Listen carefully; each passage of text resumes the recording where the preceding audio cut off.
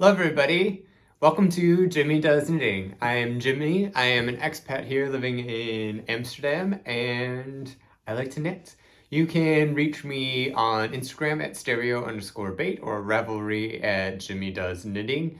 And this is the place where I podcast and I don't follow any particular order. I usually have a theme to my videos and then I just run with it because I feel like I either have everything on the needles or nothing on the needles. Today is an everything on the needles day. Last one was just more, I wanted to talk about sweaters.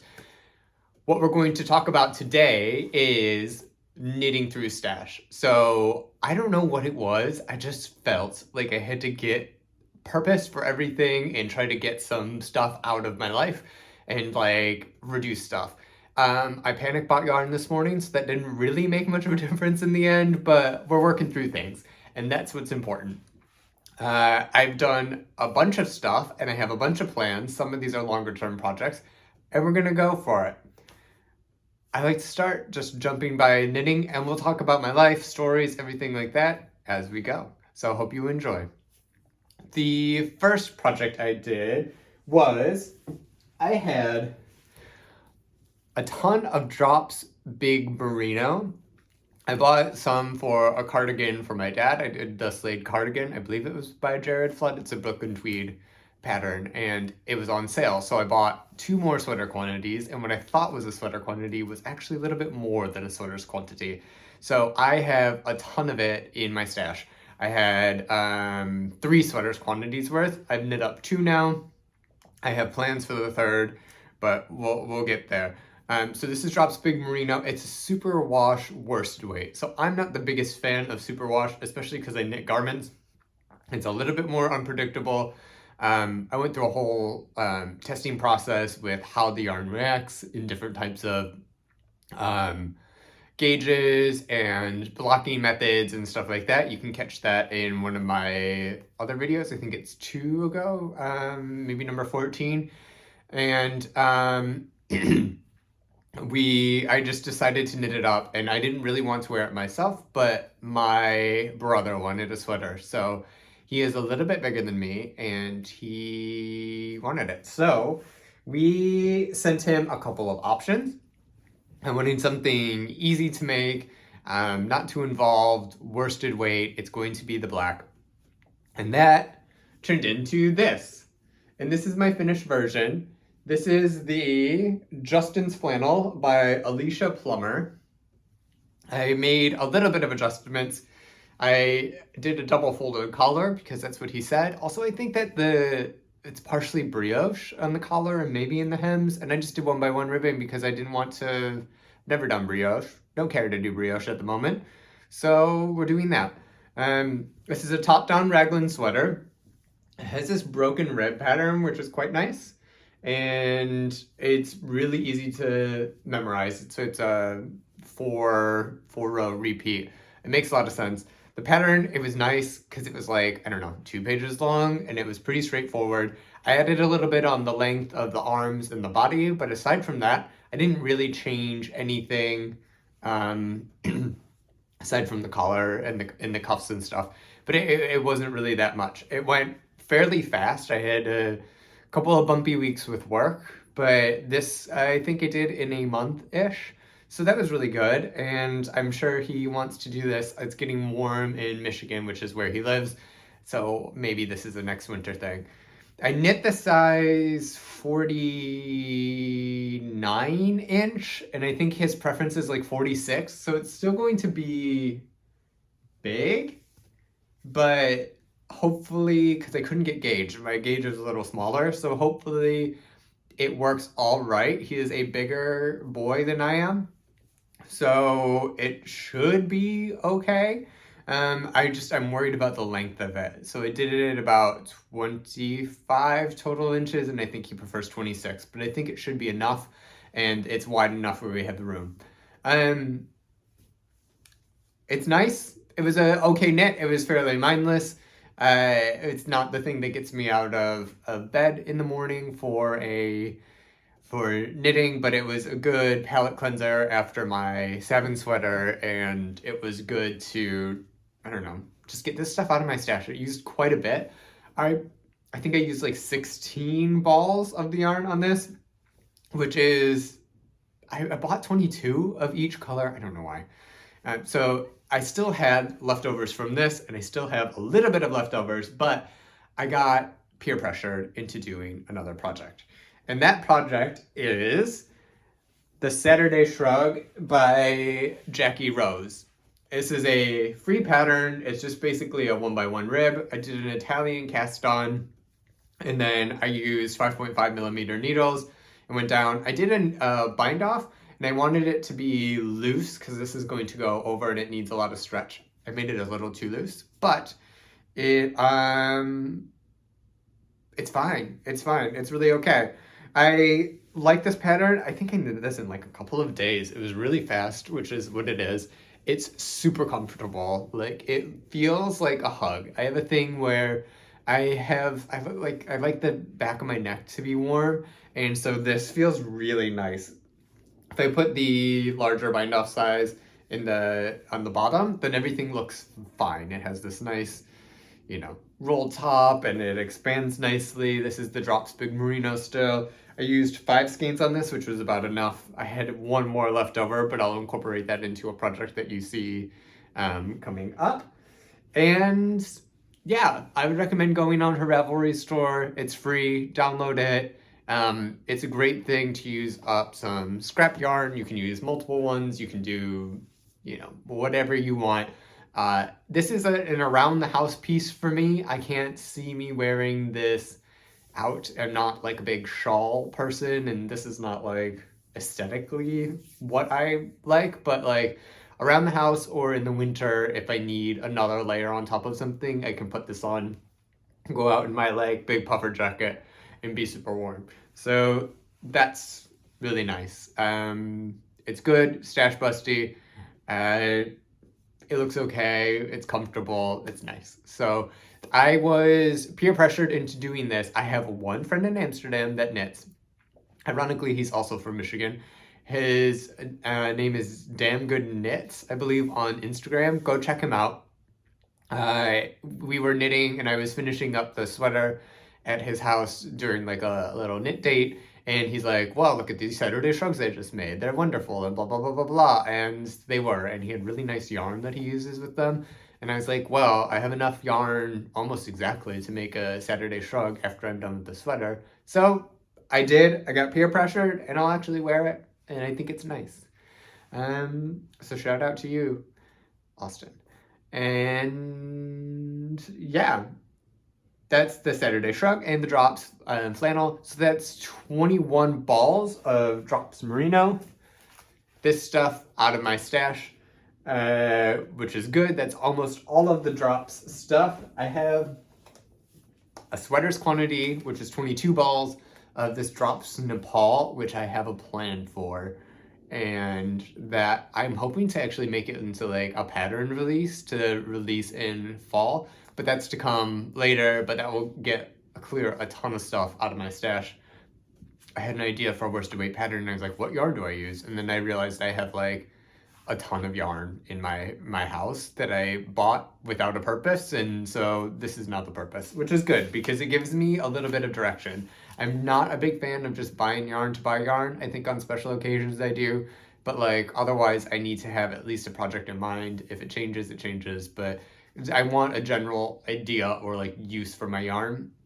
A lot of my stash is leftovers, which we will also get to, and we can go from there. But yeah, I'm quite happy that in about a month I got rid of, 22 balls of yarn or 21 balls of yarn between this and then the sweater, and then I'll send that over to Michigan, and I'll send some pictures, and family can pick from my giveaway box, and hopefully that lessens, and then like that's a bunch of stuff out the door, which is quite nice.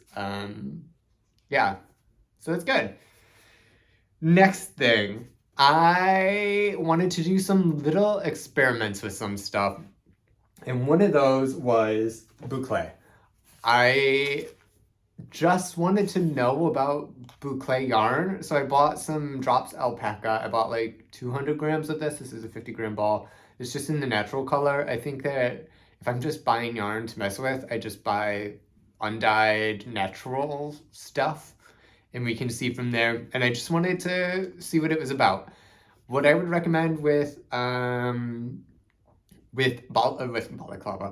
I made a balaclava with this, and we will get to that. But with Boucle is that it's really fluffy, but it really only works well in like stockinette. Like if you try to put any texture in it or any like complicated stitch stuff, I found it a little bit more difficult to see, like read my knitting, if that makes sense.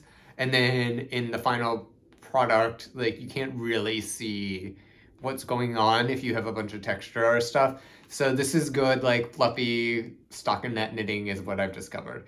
And how I discovered that is I knit some balaclavas. And I've been trying to do a little bit more free patterns without a pattern.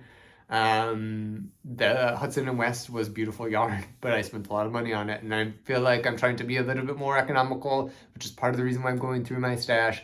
I enjoy knitting, but like I have a ton of resources around me, and I have like a decent amount of yarn, and I just need to go through it and do stuff. But what I did is I knit 2 balaclavas. Now, this is just me making stuff up, but this was based off of a balaclava pattern called the BBalaclava by Bon Bon Knit. And what they did in theirs was they used worsted weight yarn. It had a seed stitch, and then it had some ribbing that really went in. I couldn't see the seed stitch, so I just sort of used the instructions for like this top little part and like how to start the shaping, and then I just did whatever I wanted after that. So this really is not a reflection of the pattern at all. This is me just making things up. I knit this on to and from Portugal. I had a work trip which was very stressful and actually quite crazy. We did a launch event for an international brand, and people from like the Uffizi and MoMA, and like some dude from Emily in Paris was there, and like the Louvre was there. So it was like a really high profile, high stress event thing, and it nearly killed me. It was the 3rd week of my job, but I needed some knitting to keep me occupied on the plane. So a light color, easy pattern was what it was. As you can see, I think it might be showing up a little bit more on camera than not, but like, so this is the plain stockinette, but then the ribbing just looks like regular ribbing. Like it's nothing too exciting with the material. I think this would be a cool like shirt or something. I have an idea for maybe a summer shirt. Maybe that would be good with this. I don't know. The point being, it's fluffy, it's soft. I learned what I wanted to learn from the yarn. It does have some sort of like polyamide content into it to give it like something, which is not my favorite thing. As you know, I like knitting with all natural yarns, and I know the manufacturing process and some of the sourcing and stuff is whatever, but like I want it to return to the earth essentially. So will I be knitting from Boucle? Probably not, but I'm glad that I did some experiments. I have two of these. I don't know what I'm going to do with them. They knit up pretty quick. I'd recommend it. It's fun. Whatever. So that is my Boucle adventure. Another thing that I brought with me to Portugal was I have this bamboo Tencil by Go Handmade. It's just in this thing. I'm not going to look. It's just black, whatever. And I don't particularly like knitting with it. And I was like, okay, we'll get something. We'll just like boom, boom, boom, boom, boom. It has a lot of drape to it because it's a Tencil fabric, which is essentially like how Tencil is made is there's a chemical process which, depending on how they do it, is actually either very environmentally friendly or not at all. But they take cellulose from a plant, and then they chemically process it to break it down into just like pure cellulose. And then what they do is they take it and then they spin it, and then it comes to like another fiber. So it's sort of like a rayon, but it's made out of this. And if the chemicals are, circularly used, it's really good. If not, it's actually kind of bad for the environment because they're just dumped And I don't think that it's a great alternative. Would it be better? Regardless, the way that this is it's very splitty and it's very fine. So it has like a really good sheen to it. I don't know if you can see. It has a super good sheen to it, but it also has like lots of little fibers, and I tend to miss them, especially in this dark color. And I would actually recommend knitting these on wooden needles. I did not, but I would recommend it. And yeah, it has a lot of drape, a little bit of shine. I would not do a garment out of 100% Tencil. That being said, I thought what would work well with it is a Sofie scarf. So I made a Sofie scarf. I made the larger size, and what I did is I held 2 strands together. And this is really good because it does have the drape. What I would change in this in the future is I'm debating making another one with that or not, because I don't really like using the yarn, but I don't know what else to do with it. I was hoping that this would take up more yarn, but it didn't. So I held this double, and then I did it in a garter stitch, which hopefully you can see like this, which is Purl written in the pattern. If I had to do this again, I'd probably do it in stockinette, because I think that the knit side would just look nicer. It has quite a bit of definition in the fiber in terms of how it is. That's because it's like wool. You either have like the more rustic ones that are like dreadlocks, which are great for like plumping up and filling out color work, or you have a more combed, like fine ponytail, like that girl that plays tennis all the time. And this is more like the fine ponytail of the girl that plays tennis all the time. So you like have this like very, cord of yarn that's smooth, and that because of that, the texture that you put into it is shown a lot more. And I don't know. I think that this is just too much. I don't know. It was an easy knit. It was a fine knit. I'll never wear this. This goes into my my gift thing. But yeah, I thought it was a good project for this yarn, and I was just hoping that it used a little bit more. I'm sure somebody will love this one day, and I can get it out of my house. So that is the Sofie scarf. It's fine. It's like a okay pattern. I don't think that it's like, I mean, it's well written. It's not tremendously complicated. If you like it, buy it. If not, I don't know, just make something up. So that's that. So next up is back to Portugal. When I was in Portugal, I had one extra day because they were filming late. The contractors had to like take some stuff down, and I was in charge of a lot of that. So I was there on a Saturday, and I went to this beautiful little cafe. I had a coffee, which there was like €1.80, which here it is not. It's like €3.50, and it was really nice coffee. I actually had that coffee this morning because I bought a bag as a little gift, and it was delicious, and I really enjoyed it. Anyway, that cafe was right down the street from the Retrosaria Rosa Pumar store. And that store is phenomenal. And the reason why I went there is Mondim. This yarn is incredible. This was another peer pressure thing from my knitting friend. He was knitting with some Mondim, and this is amazing. It's rustic, but it feels really, really nice. It's like a really good quality yarn.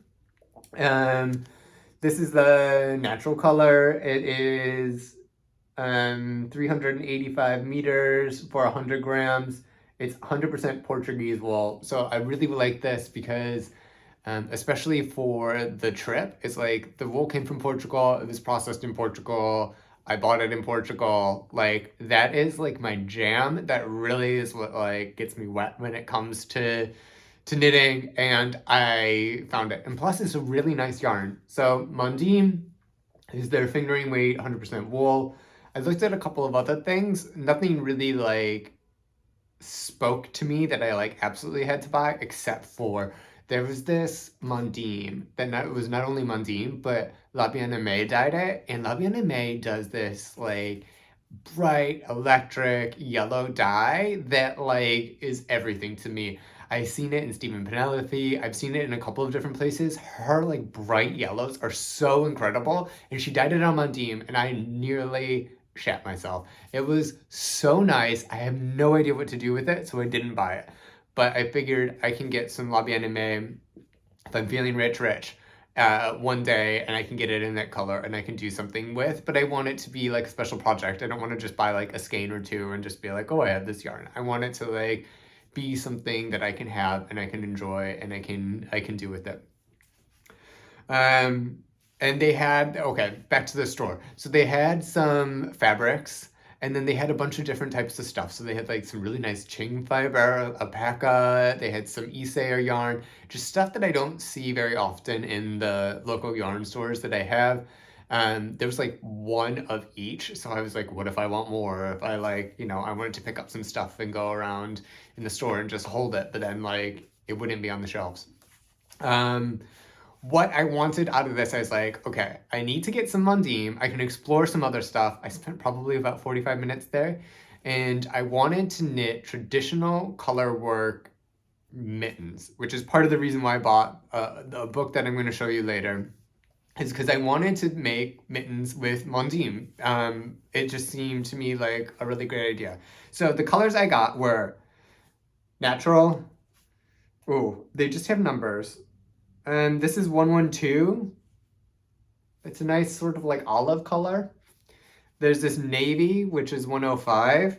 And uncharacteristic for me, I bought this, which is like this blue speckle stuff. And I don't really like a hand-dyed yarn, a speckled yarn, a self-striping yarn. I'm really a big tonals guy. But I thought these two in traditional color work would be phenomenal. So that's what I did. In this bag over here, oh no, right here. So I got a free pattern from Purl Soho. It was the Herringbone mittens, and I tried to make some mittens. I've never made mittens before, and I did this. So I think that this is like the navy with the speckle actually has a really beautiful like color combo. This is the back, this is the palm, and I tried these out, man, and I really enjoyed making them. I was surprised at how much I enjoyed making them. The thumb gusset I fixed in the second one, and then yeah, I mean, it was just really a nice experience. I've never knit anything small. I've never knit a sock, so like this was also sort of a new thing to me. What I will point out, I knit one of these the weekend, I believe it was this one, the weekend after my stressful week, and then this was 2 weeks after. Same stitch count, same needles, same everything. Check out the difference in size. So when people say swatch and people say your tension changes, they mean it. So I have like a big hand here and a little hand, which I can block out to some extent. I'm not so interested in reknitting these. I think it was more of an experiment, and I think it's a funny reminder that one is like double the size of the other. But yeah, tension is important. Tension is a thing. So make sure that you are observant of your tension, especially when it comes to color work, because those floats get pulled really tight. And if you're like a tight-ish knitter like I am, then, you're gonna have like a really small glove for a man hand. Modifications, I just shortened it a little bit because I thought like the tips were like a little too high and the thumb was low or something. I've knit these differently next time, but it was a really easy pattern. It was free. I think these look nice. If somebody comes in and they are visiting Amsterdam and they need gloves, I'm gonna be like, hey, I've got a pair for you. And I've got some more that I'm gonna knit. Because I enjoyed knitting these, and I think that they're really cute. Like, I really am obsessed with like a Nordic mitten. I chose this one because it was easy for my first one. But I'll tell you what, I have that book, and I'm gonna make some more, and I'm gonna get into that Mondim, and I'm gonna knit from it because it is beautiful yarn. I don't know if you can tell, but like, look, this is a full skein that hasn't been touched, and this is a skein after 2 mittens. It used a lot less yarn than I expected, so I can get a lot of mittens out of these things, which is very exciting for me. I could also use it for socks if I ever wanted to do socks. I'm not at the sock place. I have like plans for socks-ish. I don't know if I'm there. I don't know. I'm a sweater knitter for sure. Am I a sock knitter? I don't know. But do I want excuses to use this Mondim at every like turn possible? Absolutely. This is really great yarn. And it was fairly affordable. I think it was less, maybe it's about 10 euros per 100 grams, which I thought was pretty affordable considering the quality of yarn is quite high. So yeah, Mondim, I'd recommend. I think this is a really good herringbone pattern. Herringbone Mittens by Purl Soho is really good pattern for like a first mitten. If you want to try like a colorwork mitten, I think it's nice. You can use some scrap yarns for that, and I would say go for it. So that was my little adventure. That's all the Portugal knitting I have, and my little experiments with the Balaclava, the Boucle, how the Sofie scarf went, and the thing. Next is the Flatten Genser from Nordic Knits by Berge. And then this is the one, it's going to be this sweater. This is the cardigan version, but this sweater is what I'm going to knit. And they also have like traditional Norwegian mittens, which is part of the reason why I bought the book, because I knew that I bought that Mondim and that I wanted this. And so I can do this. And then what do I do? Let's talk about this sweater. It's over here in a pile. And one thing I wanted to say, which I like, so the big Marino and the Boucle were part of my stash that I had. The Mondim was new, but I have Holst cones. I have this one and these two, which I have in my stash. And I don't really keep much of a stash, but I want to keep like an Ecru and like a black cone of Holst, just because I think that they're very useful, and I've used these actually quite a bit. I mean, the amounts of yarn and garments and stuff that you get from this stuff is really incredible. So I had these and I saw traditional color work and I was like, look, I can knit this sweater with just the cost of the book and then some mittens with it, so it will really get my money out of it, and I don't need to buy any yarn. I'm running low. This is actually the black, and then this is ink. The big one is ink. And I'm gonna use this up, and I'm gonna, just knit with the rest of this. And then when I buy a new cone, I'm also gonna buy the ink, I think, as well. All that to be said, I've knit the body, and I've done a sleeve. So this is a bottom-up raglan sweater design, so it's all knit in the round. And what I did is I did with the black, the cone that I'm going to use on the hem, and then at one point I switched to the ink because they're very close in color, but there is a slight difference if you notice it. But if you do it within the color work, then I don't notice it a whole lot. Like I could probably pick it out if I really looked, but in general, it looks pretty much the same. And yeah, so I wanted the cuffs and the hem to be the black, and then sometime at one point it's going to switch to the ink and then go into the whatever. So I'm making this more boring than it really is. Technically, you're supposed to have the contrast as being this pattern, which is the white, and the hem and the collar. I wanted this to just look more black. So I did the darker color as the border, like it says, but then I made the darker color the background instead of the foreground, like the pattern. So the idea is traditional patterns, exciting new looks, but I'm making this less exciting because I wanted it to be blacker. And another thing I did is this motif on the side. They have these seams. I just made it blacker than it needs to be. It's supposed to be a little bit more playful and stripy, but I don't know. I didn't want that. So that's what I did. So I have the body, and let's talk about gauge here. And I need some suggestions because I swatched this so well. So I used Holst Supersoft. This is a different color, but this is essentially the same thing. And then this is one round of the motif that I'm playing. And my swatch was this size, and my sweater is this size.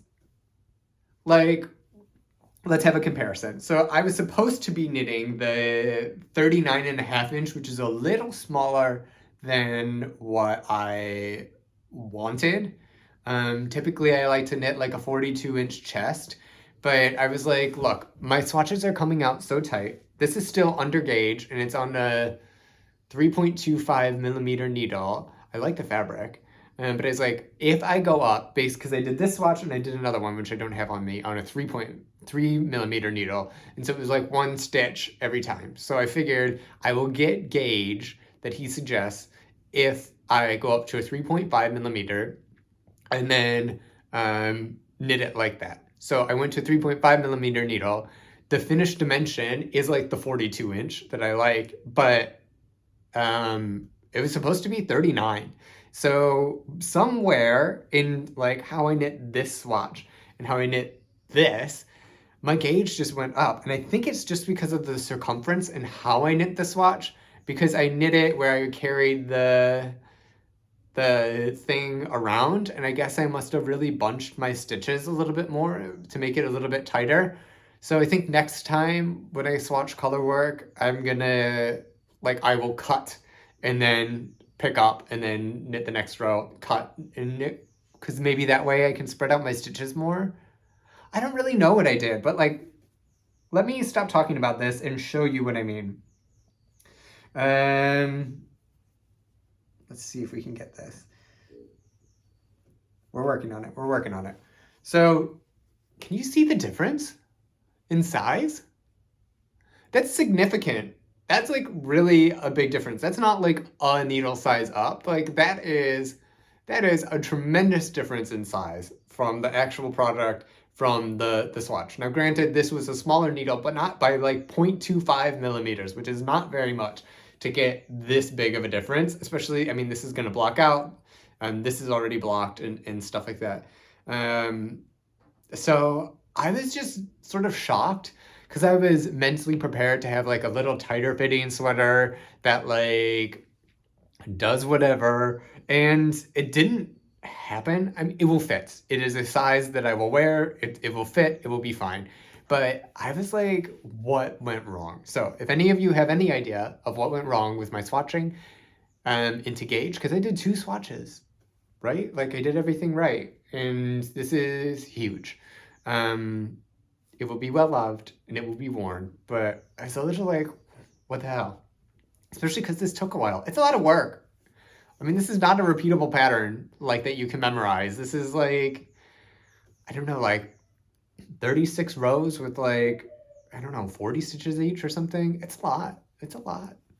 What happened? Tell me. It's going to be beautiful. I actually really like the swatch too in terms of colors. These were leftovers. The light one is, I don't know what it is, but it was from the Aurora Cabin Shawl, and then the bottom one was from my Nightbook sweater. And so this is also a great way to go through some stash and do stuff. Anyway, beautiful sweater. It's going to be fine.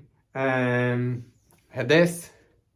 I also have a sleeve that I'm almost done with. I will finish this today, and then I will, and then I will, from there, be able to do another sleeve and then join and then knit the yoke. I think the plan is I still want it to be a little bit longer. I extended the cuff because I like a little bit longer of a cuff. So I extended the cuff, which makes like the pattern repeats compared to people on Ravelry a little different. You know, it's between 3 and 4 squares. I got like 2.5 until you hit the underarm. So we'll figure out where we want it then. And I think I might just knit like a solid, I don't know, 5 or 6 rows just to get some extra length here, because I think it's really actually quite close to the armpit. So I made the body a little bit longer, like maybe a 1/2 inch. And then the sleeves will be about the same. And then I'll add a little bit of length, I think, in the yoke before I start doing all the decreasing. And then we should be we should be okay in terms of size. I just like things a little longer. It will be fine. We'll work through it. So I made modifications on the length, the cuff length. I also think these are supposed to be twisted rib. I didn't want to do twisted rib. I just did regular twisted rib. I did a provisional cast on for the body. I did an Italian cast on for the cuffs, and I'll do an Italian cast on just because of the size of it. I mean, I just want like a nice rolled thing on the bottom. I don't care how I do it, and it's just 1x1 ribbing, so it's fine. But yeah, and this is another one you have to concentrate on. I mean, otherwise you mess up. So when I get tired or something, I need to switch. Because there's no way that I'm like knitting this thing and then picking back like 12 rows. Sometimes I lose my concentration and it's just not happening. Mr. Does Knitting is away, and I've been watching Emily in Paris, and that is difficult because sometimes they have subtitles, and then I'm like working on this, but like trying to read French, and then I'm like, where am I in this pattern? I have no idea, and I have to like tink back a whole row. Sleeves luckily go a little bit faster and a little bit easier.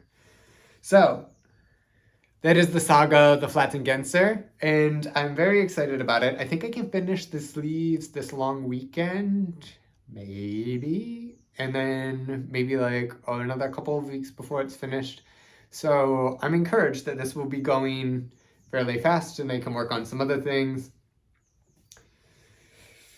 And yeah, that's all I have of that. So what happened is, next thing is whole summer sweater drama, which is what I think is going to be the next podcast, because like, girl, I just want like a see-through, like feeling myself sweater. I've been doing more active yoga more regularly this year, so like my body's looking good, and I'm like, my last one died from last year, and so I've been doing a lot of swatching and looking, and I was like ready to go, and my yarn order didn't come for this thing.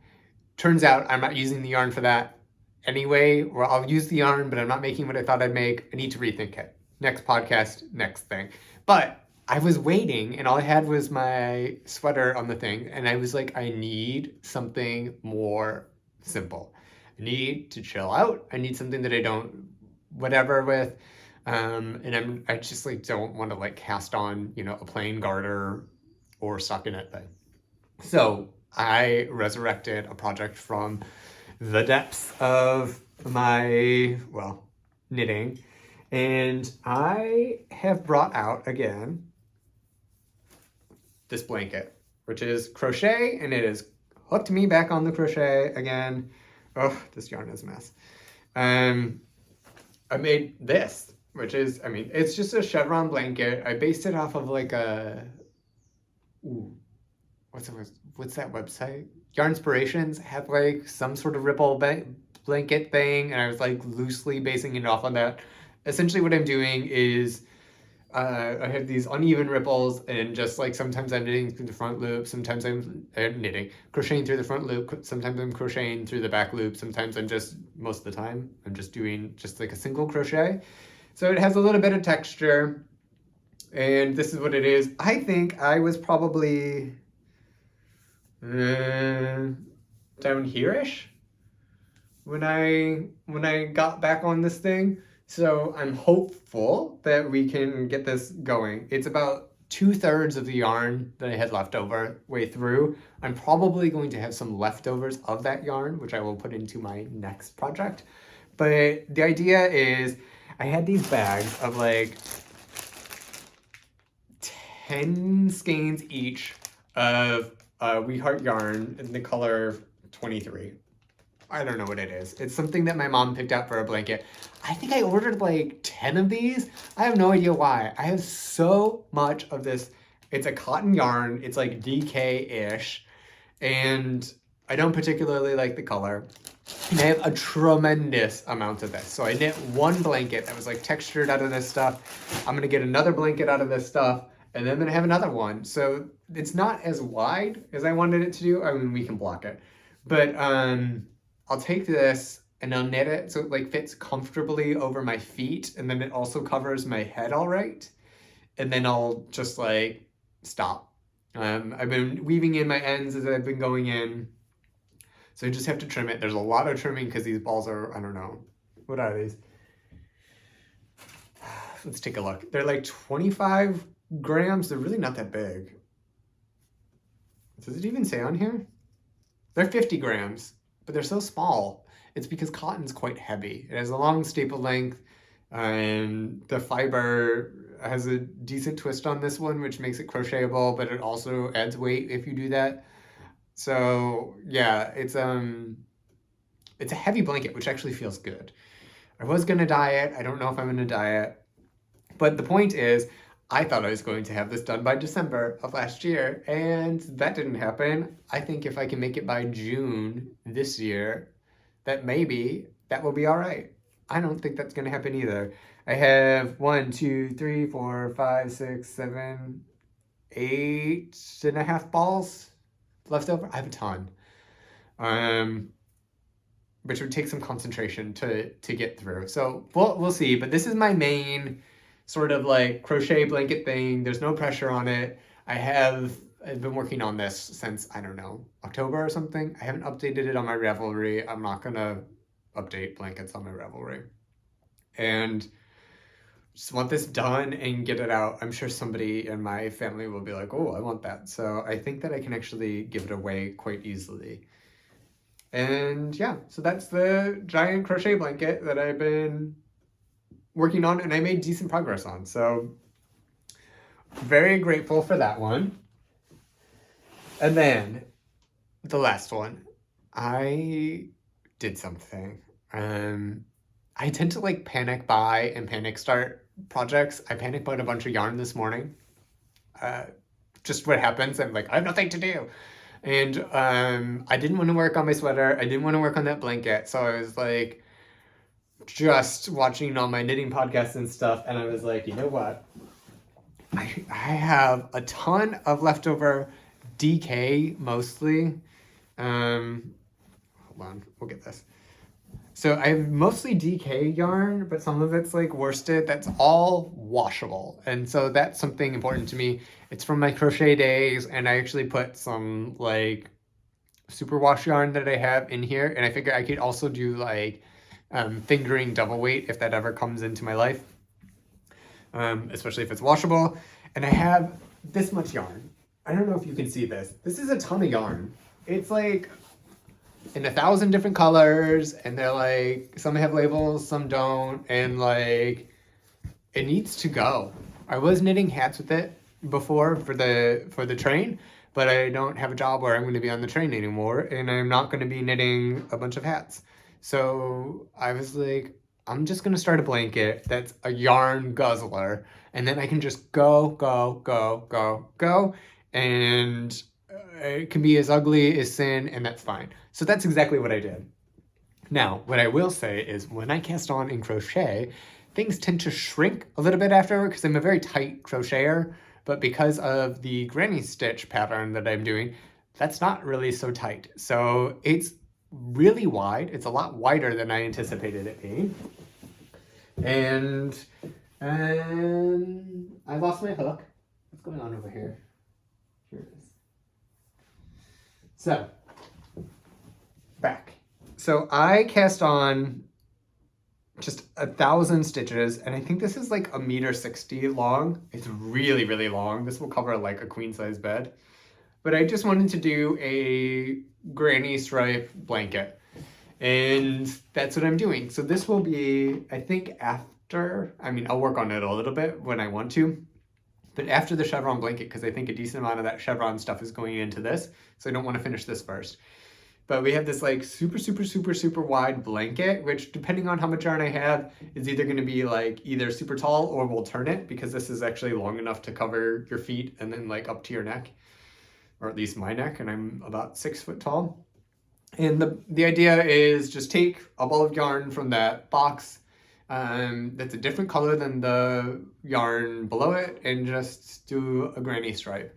And it's not beautiful, but it will use up all of the scrap yarn and we'll get rid of it. So that superwash sweater yarn that I had, all my extra crochet stuff that I used to do, and children's sweater yarn, which part of my panic order was actually an order from my sister-in-law. Was like, hi, remember that sweater that you made for my son? Like, he's growing out of it, so he needs a new one, which is like, okay, so we have to make that for him. So whatever leftovers from that will also go into the blanket. So anything washable, colorful, that sort of thing is just going to be in this. It's a longer term project. I doubt I will even finish it this year. But it brought me a lot of joy. Like I woke up one morning and I was like, I need to cast this on. Like absolutely have to start a granny stripe blanket. And I think it would actually be good. I know it's not summer knitting, but I think summer knitting because it's like you do a stripe, it takes, I don't know, 10, 15 minutes, but it's like boom, boom, boom, boom, boom. And then you like have a new color and like how exciting. And then you do a stripe and then it's like, and it's easy. And then you go, oh, new color and blah, blah, blah. I'm weaving in my ends as I go. I have no idea what I'm going to do with this. I don't even know if anybody will want it because it's just like color barf. There's no rhyme or reason to it. It's like a true scrappy blanket. Maybe I'll try to sell it on Etsy. I'm not really quite sure. So, but this will use up the rest and the significant amount of my stash that is giving me anxiety that I have no purpose for, and now it has a purpose, and we can clear out.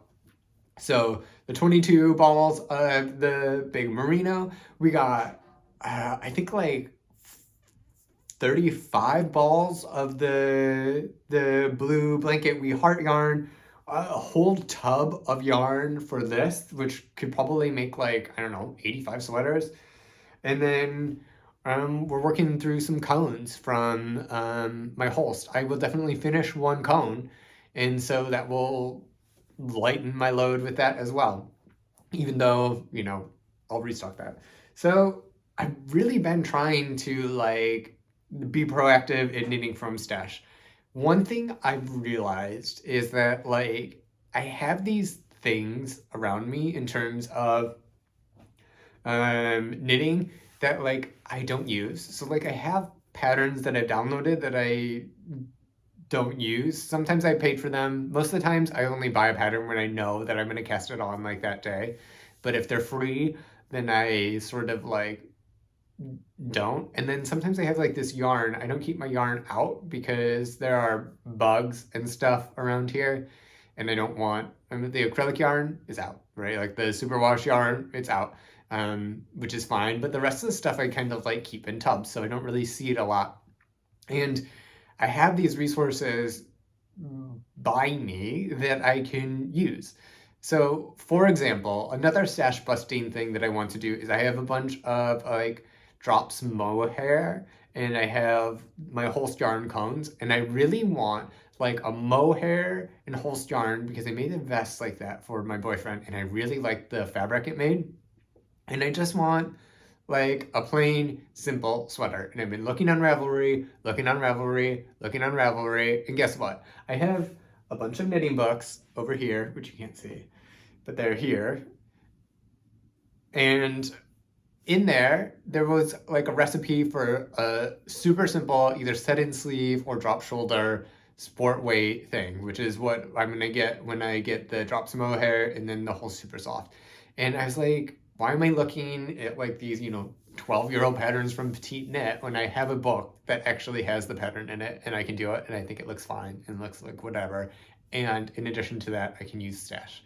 So I think it's a good reminder that like we bought these things as resources to use them and to like, you know, like have stuff and then we immediately forget it, and that's crazy. And I think that we should use them and leverage them. So like the Berge book, which I love saying, you know, I'll make a bunch of stuff for that. Like I'll do mittens. There's also a beer cozy in there.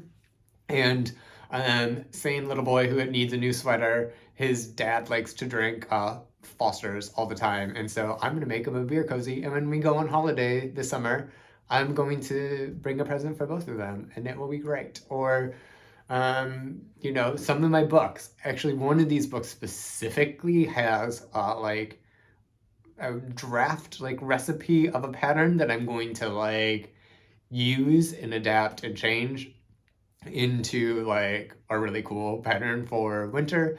And like I was gonna buy new yarn for it, but then I have 22 balls of drops Nepal like in my stash. So like of course why don't I just use that? I don't know why I'm going to, why I panic over these things or whatever.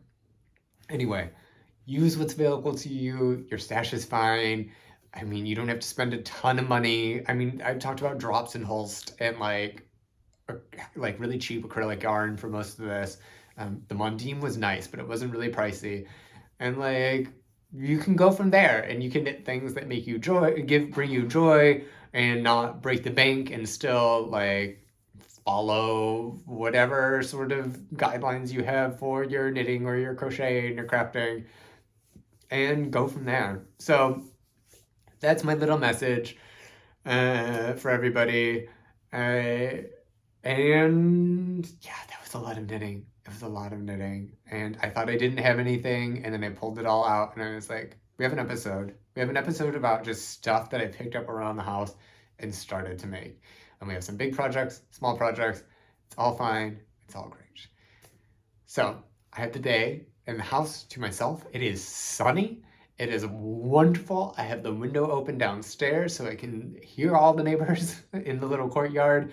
And I think I'm going to knit on the balcony or something. I hope you all are having a wonderful week and that you get some time to rest and relax and that you enjoy your knitting. Hit me up with those color tips, or color work swatch tips rather, and anything with stuff that brings you joy, I guess. And I hope that this was good and that we could chat. Don't forget to like and subscribe if you've gotten this far. And I will see you hopefully in about another 2 weeks. I'll talk to you later. Bye.